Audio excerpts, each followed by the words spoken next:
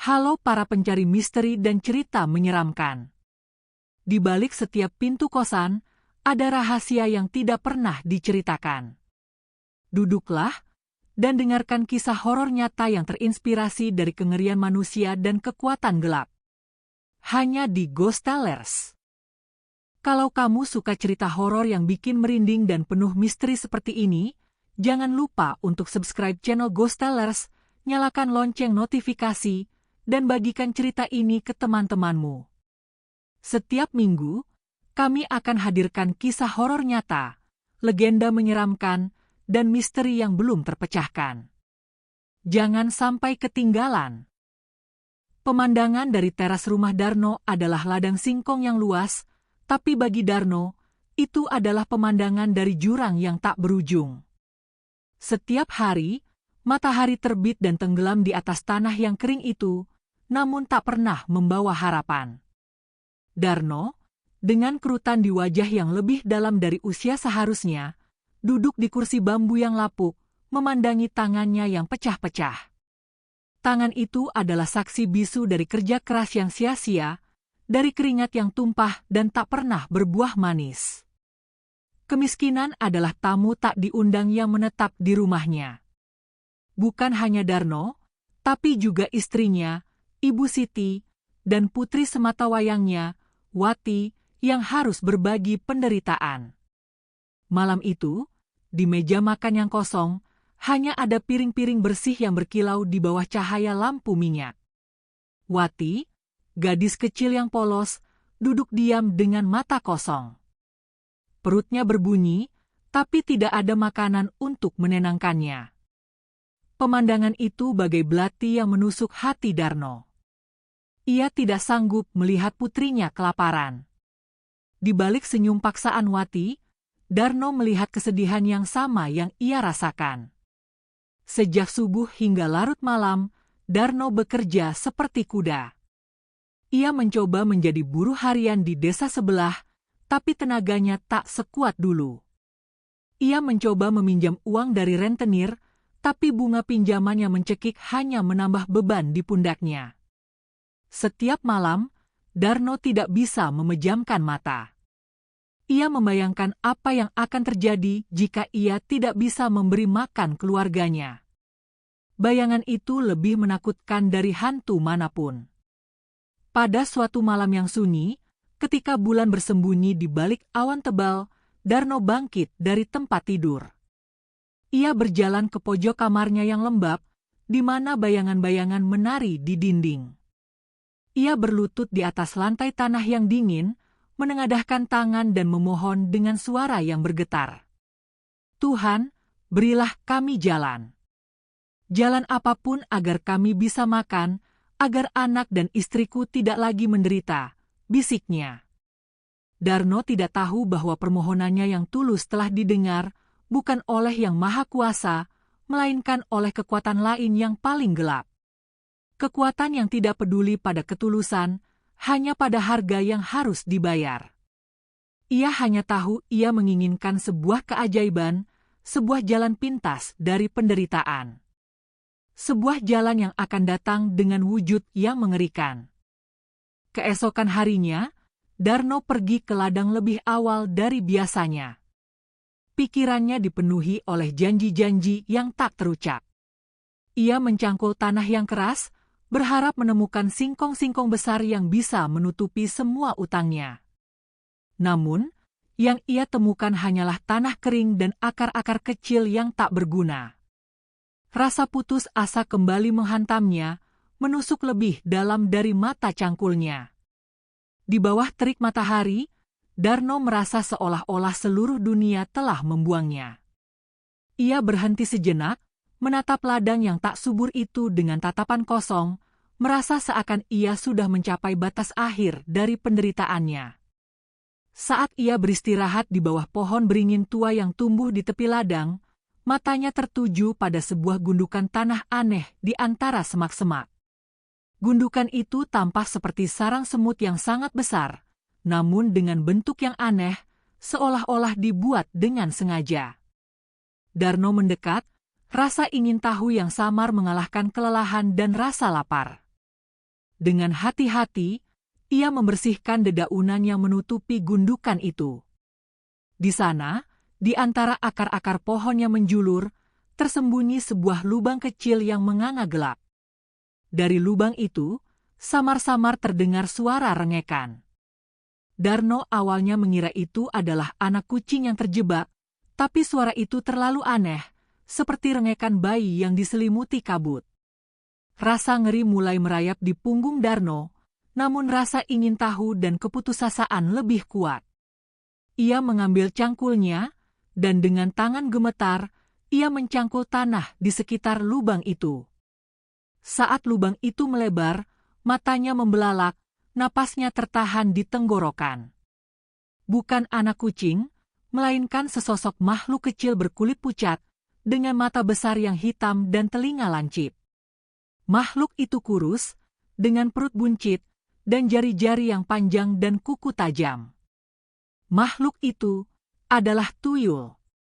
Seluruh cerita yang ia dengar dari kakek-kakek di desa tiba-tiba berkelebat di pikirannya. Tuyul, makhluk pesugihan yang bisa mendatangkan kekayaan. Ketakutan seharusnya merayap, tapi rasa putus asa Darno lebih besar dari segalanya. Ia tidak melihat sosok menyeramkan di depannya. Ia melihat sebuah jalan keluar. Sebuah jalan pintas yang dijanjikan dalam dongeng-dongeng gelap. Ia melihat sebuah solusi untuk penderitaan keluarganya. Dengan hati-hati, Darno mengulurkan tangannya. Tuyul itu tidak mundur. Sebaliknya, ia melompat ke telapak tangan Darno, kecil dan ringan seperti sehelai daun kering. Tubuh mungilnya terasa dingin, seperti bongkahan es, tapi Darno tidak peduli. Ia segera menyembunyikan tuyul itu di balik bajunya, hatinya berdebar kencang. Ia segera pergi dari ladang, meninggalkan ladang singkongnya yang kering, dengan harapan baru yang tumbuh dari kegelapan.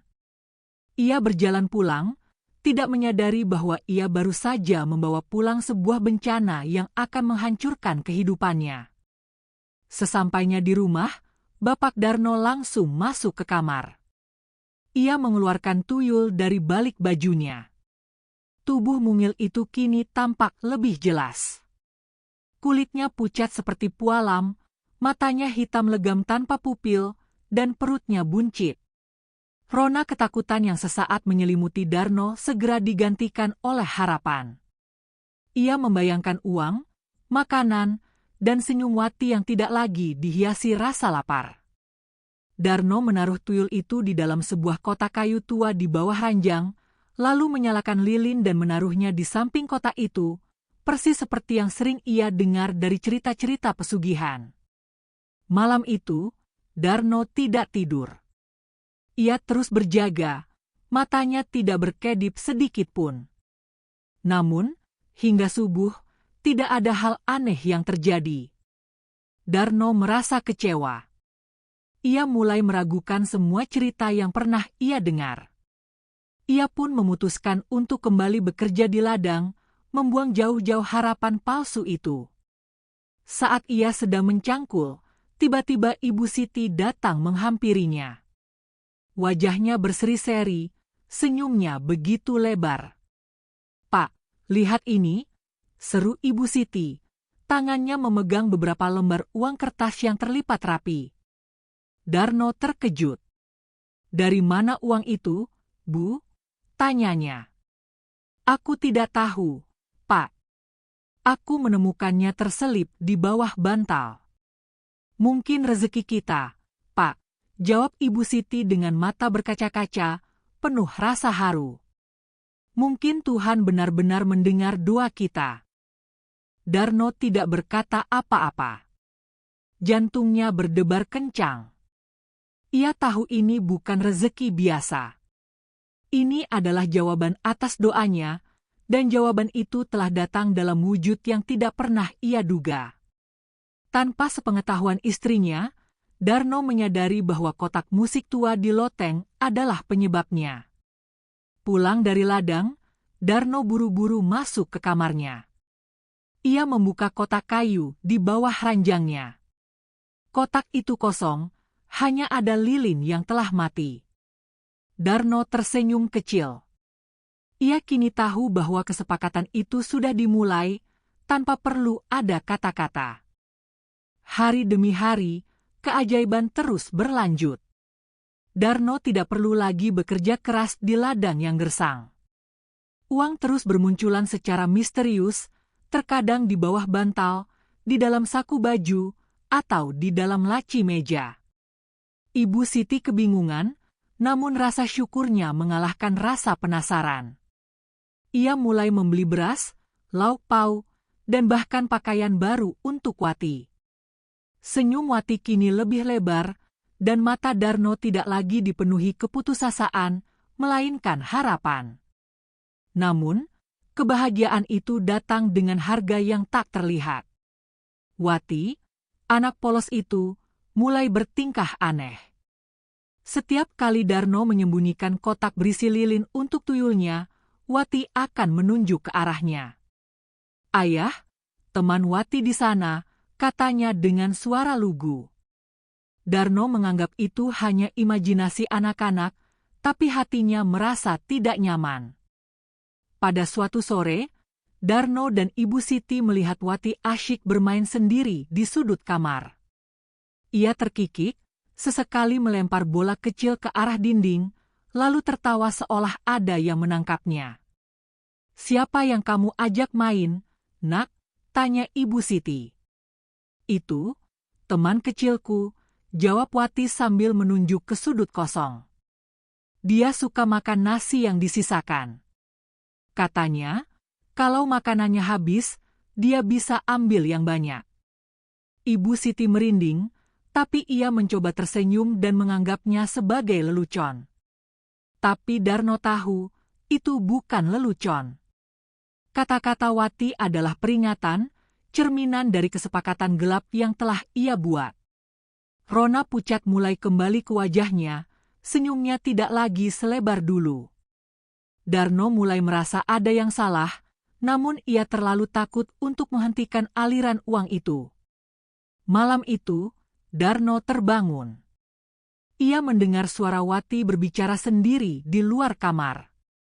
Darno mengintip dari celah pintu. Ia melihat Wati duduk di lantai dapur dengan semangkuk nasi di depannya.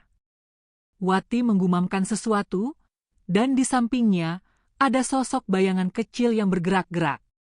Sosok itu tidak jelas, tapi Darno tahu persis apa itu. Ketakutan yang selama ini ia tepis, kini datang menghantamnya. Setelah malam itu, tidur Darno tidak lagi nyenyak. Ia sering terbangun dengan keringat dingin, merasa ada yang mengawasinya. Bisikan-bisikan halus yang dulu hanya ia dengar kini mulai terasa lebih jelas, seolah langsung di telinganya. Suara itu bukan suara Wati, bukan pula suara Ibu Siti, tapi suara yang melengking dan dingin. "Berikan lebih. Berikan lebih. Berikan lebih."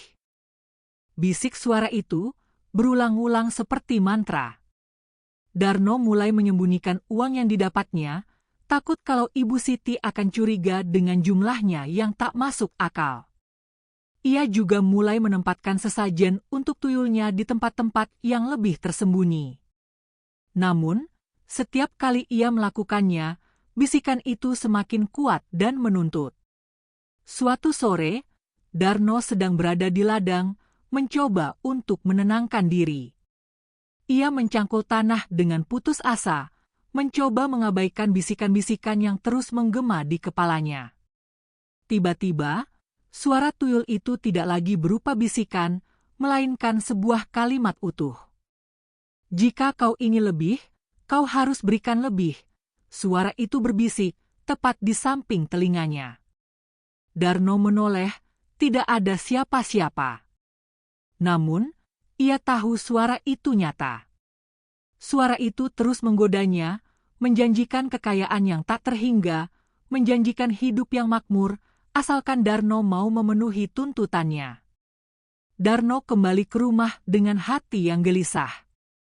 Ia tahu kesepakatan itu tidak akan berakhir hanya dengan uang dan lilin.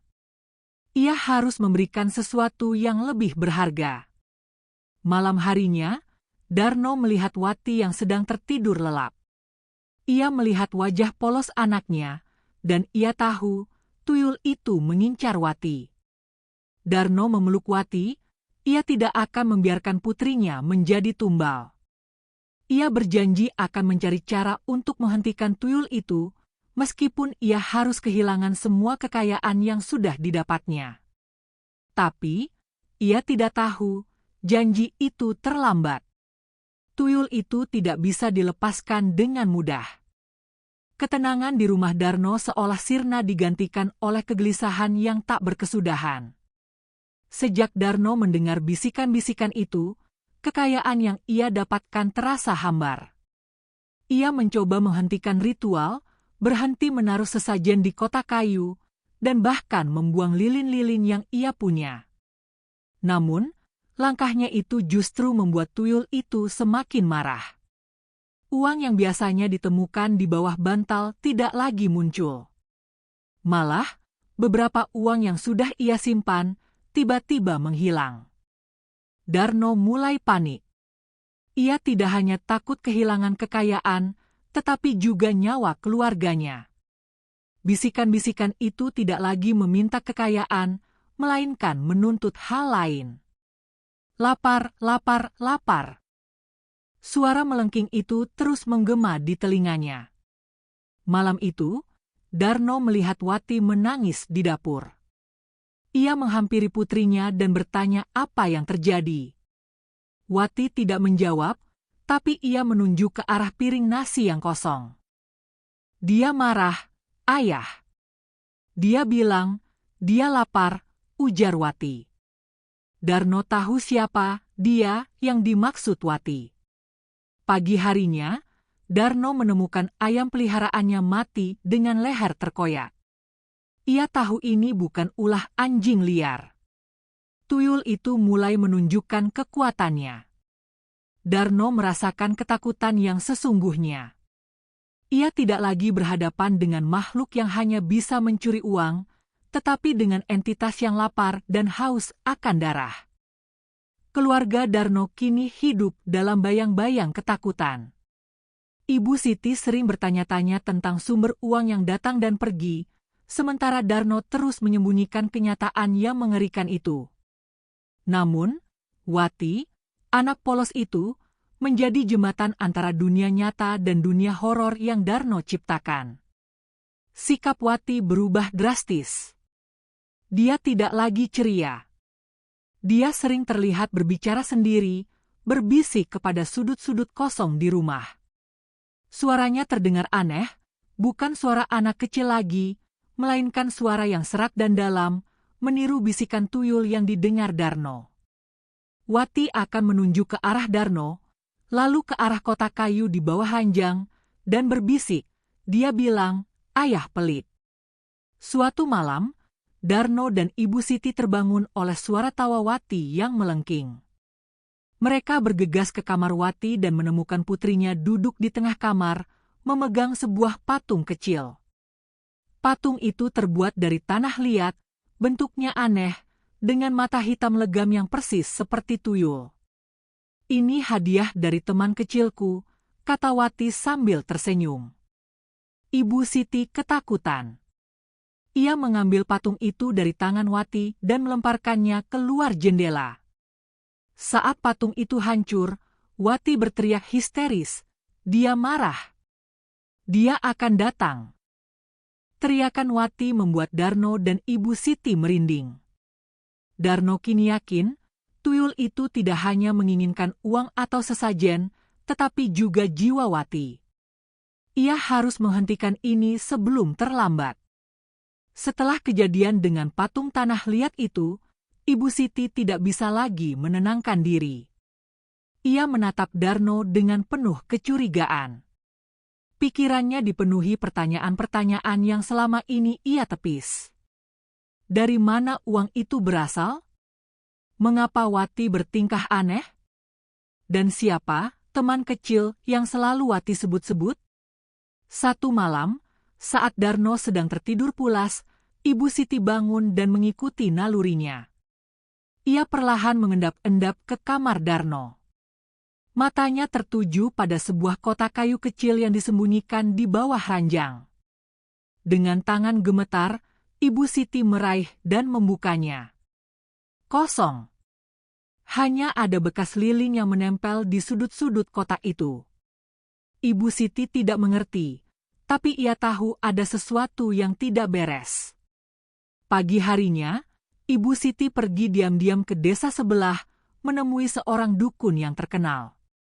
Setelah mendengar ceritanya, dukun itu hanya mengangguk-angguk. Uang yang datang itu tidak gratis, enduk. Ada perjanjian yang dibuat oleh suamimu. Dan anakmu, dia sekarang menjadi jembatan antara dunia kita dan dunia mereka. Hati Ibu Siti hancur. Ia tidak bisa lagi menyembunyikan kenyataan yang mengerikan itu. Ia kembali ke rumah dengan wajah pucat, dan dihadapinya Darno. Dengan suara bergetar, ia bertanya, "Darno, apa yang kamu sembunyikan dari aku?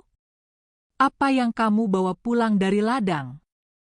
Darno mencoba mengelak, tapi tatapan mata Ibu Siti begitu tajam. Darno tahu, ia tidak bisa lagi bersembunyi. Ia harus menghadapi kenyataan yang telah ia ciptakan sendiri. Malam itu, Darno akhirnya mengakui semuanya. Di bawah cahaya lampu minyak yang berkedip-kedip, ia menceritakan tentang ladang yang kering, tentang keputusasaannya, dan tentang penemuan tuyul di bawah pohon beringin. Ia menceritakan bagaimana tuyul itu memberinya kekayaan, dan bagaimana tuyul itu kini menuntut lebih dari yang bisa ia berikan. Ibu Siti mendengarkan dengan air mata yang mengalir di pipinya. Hatinya hancur berkeping-keping. Bukan karena Darno telah berbohong padanya, tapi karena suaminya telah membawa kegelapan ke dalam rumah mereka, mengorbankan jiwa anaknya sendiri demi uang. Bodoh! Mengapa kamu lakukan ini, Darno? Teriak Ibu Siti.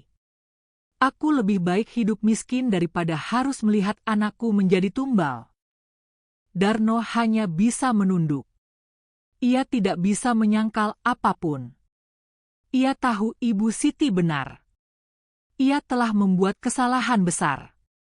Malam itu, di tengah pertengkaran mereka mendengar suara aneh dari kamar Wati. Suara itu bukan tangisan, melainkan suara tawa yang melengking, tawa yang terdengar seperti ribuan orang yang tertawa bersamaan. Darno dan Ibu Siti bergegas ke kamar Wati. Mereka menemukan Wati duduk di tengah kamar, matanya kosong, mulutnya menyeringai. Tawa yang mengerikan itu berasal dari Wati. Darno tahu, tuyul itu kini tidak hanya mengganggu, tapi juga telah mengambil alih tubuh anaknya. Setelah pengakuan Darno, horor yang selama ini tersembunyi kini menjadi nyata. Wati tidak lagi bertingkah aneh. Dia sudah sepenuhnya dikuasai oleh entitas itu. Tawanya yang mengerikan terus bergema di seluruh rumah, membuat Ibu Siti dan Darno ketakutan. Mereka mencoba memanggil nama Wati, memeluknya, bahkan menyiramnya dengan air suci, tapi semuanya sia-sia. Wati hanya membalas dengan tatapan mata kosong dan senyuman sinis. Malam itu, Darno melihat sesuatu yang lebih menakutkan. Saat ia sedang tertidur, ia merasakan sesuatu yang dingin dan tajam menusuk kakinya. Ia terbangun dan melihat sesosok bayangan kecil berdiri di sudut kamar, tertawa mengejek. Darno tahu itu adalah tuyulnya. Ia bangkit, mencoba meraih bayangan itu, tapi bayangan itu menghilang, meninggalkan goresan-goresan panjang di kakinya. Teror itu tidak hanya terjadi di malam hari. Di siang hari, piring-piring di dapur tiba-tiba jatuh dan pecah, pintu-pintu terbuka dan tertutup dengan sendirinya, dan bisikan-bisikan mengerikan terus menggema di telinga Darno. Ia mencoba memberitahu Ibu Siti, tapi Ibu Siti hanya menangis. Ia tahu, mereka tidak bisa lari dari rumah itu, dari tuyul itu. Merasa tak ada harapan lagi, Darno dan Ibu Siti memutuskan untuk melarikan diri dari rumah terkutuk itu. Mereka menyiapkan beberapa pakaian dan makanan, lalu diam-diam membangunkan Wati. "Ayo nak, kita pergi," bisik Ibu Siti, suaranya gemetar. Wati menuruti mereka tanpa perlawanan, tapi tatapan matanya tetap kosong. Saat mereka hendak keluar, pintu utama tidak bisa dibuka. Darno mencoba memutar kenop, menendang, dan memukul pintu, tapi pintu itu seolah terkunci dari dalam. Jendela-jendela pun sama. Jendela yang biasanya bisa dibuka dengan mudah, kini terasa seperti terbuat dari beton. Mereka terperangkap. Di tengah kepanikan itu, mereka mendengar suara tawa yang melengking. Bukan dari Wati, tapi dari seluruh penjuru rumah. Lampu minyak di ruang tamu tiba-tiba padam, meninggalkan mereka dalam kegelapan total. Suara-suara goresan kuku mulai terdengar dari dinding, dan bisikan-bisikan dingin memanggil nama Darno. Ibu Siti memeluk Wati erat, air matanya membasahi pipi putrinya. "Kenapa, Pak? Kenapa kita tidak bisa keluar?" tanyanya, suaranya penuh keputusasaan. Darno tahu jawabannya. Tuyul itu tidak akan membiarkan mereka pergi. Mereka telah menjadi bagian dari permainannya, dan permainan ini tidak akan berakhir sampai salah satu dari mereka kalah. Keputusasaan Darno mencapai puncaknya. Ia memutuskan bahwa mereka tidak bisa lagi lari. Mereka harus menghadapi tuyul itu. Dengan sisa keberanian yang ia miliki, Darno mengambil sebuah cangkul kecil yang ia simpan di dalam kamar. "Akan kuhancurkan benda itu," teriaknya, wajahnya dipenuhi amarah. Ia bergegas ke bawah ranjang dan mengeluarkan kotak kayu yang berisi lilin. Ia mengangkat cangkulnya, siap untuk menghancurkannya. Namun, tiba-tiba, sebuah suara yang melengking menghentikannya. Suara itu bukan bisikan lagi, melainkan teriakan dari tuyul yang murka. "Jangan!" Lampu minyak di ruang tamu tiba-tiba menyala dengan sendirinya, dan di tengah ruangan, sesosok bayangan kecil muncul. Bayangan itu perlahan-lahan membesar, berubah menjadi wujud yang mengerikan. Kulitnya pucat dan keriput, matanya hitam legam tanpa pupil, dan giginya runcing seperti taring. Perutnya yang buncit terlihat jelas, seolah berisi sesuatu yang menjijikan. Ibu Siti menjerit, air matanya membanjiri pipinya. Wati, yang masih dalam pelukan Ibu Siti, tidak bergeming. Tatapan matanya yang kosong menatap lurus ke arah tuyul itu. "Kau berani menghancurkan barangku?" Suara tuyul itu terdengar, dingin dan tajam. "Kau sudah berjanji, Darno. Kau sudah berjanji akan memberikan apapun yang aku inginkan." Tuyul itu tertawa, suaranya melengking tajam. "Kau pikir bisa lepas dariku, Darno? Kau sudah berjanji. Aku sudah memberimu kekayaan, dan kini aku akan mengambil milikku." Mata tuyul itu beralih dari Darno ke Wati. Darno tahu, itu adalah isyarat. Makhluk itu menginginkan nyawa Wati. Tanpa berpikir panjang, Darno melempar cangkulnya ke arah tuyul itu, tapi cangkul itu menembus tubuhnya, seolah makhluk itu hanya ilusi. Darno berteriak, suaranya pecah karena amarah dan ketakutan. "Ambil saja aku. Ambil nyawaku. Jangan sentuh anakku." Tuyul itu menoleh, matanya yang hitam menatap Darno dengan penuh kejahatan. "Kau," ejeknya. "Kau tidak berharga. Yang aku inginkan adalah dia." Tuyul itu menunjuk ke arah Wati. Dia memiliki jiwa yang bersih, jiwa yang akan menjadi tumbal paling lezat. Ibu Siti memeluk Wati erat-erat. Ia berteriak, memohon pada tuyul itu untuk melepaskan anaknya. Tapi tuyul itu tidak peduli. Ia berjalan perlahan ke arah Wati, setiap langkahnya menciptakan suara derit yang mengerikan. Darno tahu, ia harus berbuat sesuatu. Ia harus berkorban. Tidak ada yang lebih berharga dari nyawa putrinya. Dengan keberanian yang datang dari cinta seorang ayah, Darno tahu ia harus mengorbankan segalanya. Ia tidak akan membiarkan tuyul itu menyentuh Wati. Ia berlari ke dapur, mencari sesuatu yang bisa ia gunakan untuk menghentikan tuyul itu. Ibu Siti berteriak memanggilnya, tapi Darno tidak peduli. Ia hanya punya satu tujuan, menyelamatkan putrinya. Di dapur, Darno menemukan sebuah pisau. Ia tahu pisau itu tidak akan melukai tuyul, tapi ia bisa menggunakannya untuk menakuti makhluk itu. Ia kembali ke ruang tamu, menghadapi tuyul itu. "Jangan sentuh anakku," teriaknya. "Ambil saja aku. Ambil semua yang aku punya. Aku tidak peduli dengan uangmu." Tuyul itu tertawa, tawanya terdengar seperti pecahan kaca. "Kau pikir aku peduli dengan uangmu? Aku sudah punya yang lebih berharga." Namun, tuyul itu tidak menyadari bahwa Darno tidak lagi bernegosiasi. Darno, dengan air mata yang mengalir di pipinya, mengarahkan pisau itu ke kakinya. "Jika kau tidak mau mengambilku, aku akan mengambil nyawaku sendiri. Aku akan membuatmu kelaparan. Kau tidak akan pernah mendapatkan tumbal yang kau inginkan." Tuyul itu berhenti. Wajahnya yang pucat kini dipenuhi amarah. Ia tidak bisa membiarkan Darno mati. Jika Darno mati, tuyul itu akan kehilangan perjanjiannya dan ia harus mencari tuan baru. Dengan sebuah raungan yang mengerikan, tuyul itu melompat ke arah Darno. Dengan raungan yang mengerikan, tuyul itu melompat ke arah Darno. Namun, bukannya menusuknya, tuyul itu menabrak Darno dengan seluruh kekuatannya. Darno terlempar ke dinding, kepalanya membentur tembok dengan keras.